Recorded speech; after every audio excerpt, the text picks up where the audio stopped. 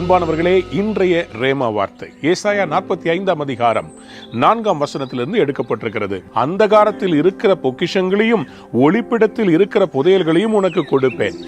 அன்பான பிள்ளைகளே, இன்றைக்கு உங்களுடைய ஆசீர்வாதங்கள் இல்லை என்று கண்ணீர் வடித்துக் கொண்டிருக்கிறீர்களா? கடன் கடன் கடன் வாழ்ந்து கொண்டிருக்கிறீர்களா?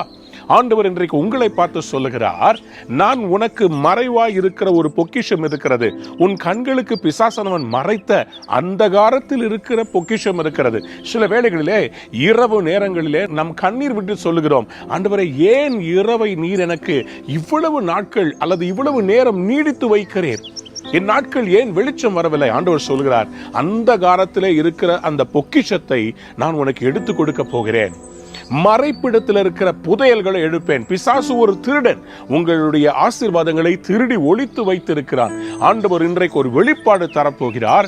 உங்களுடைய ஐஸ்வர்யங்களை, உங்களுக்காக தேவன் நியமித்த ஆசீர்வாதங்களை அந்த அந்தகாரத்திலிருந்து கர்த்தர் எடுத்து, அந்த புதையல்களை எடுத்து உங்களை ஆசீர்வதிக்க போகிறார். நீங்கள் கடன் வாங்க போகிறதில்ல, அநேக ஜாதிகளுக்கு கடன் கொடுக்க போகிறீர்கள். நீங்கள் ஐஸ்வர்யவான், நீங்கள் பிச்சைக்காரன் அல்ல. ஆண்டவர் உங்களை ஐஸ்வர்ய சம்பர்தராய் மாற்றப் போகிறார். உங்களுடைய இரவை கர்த்தர் பகலாக மாற்றும்படி அந்த புதையலை சீக்கிரம் கொடுக்க போகிறார். அநேக ஜாதிகளுக்கு நீங்கள் ஆசீர்வாதமாக இருப்பீர்கள். Have a wonderful day.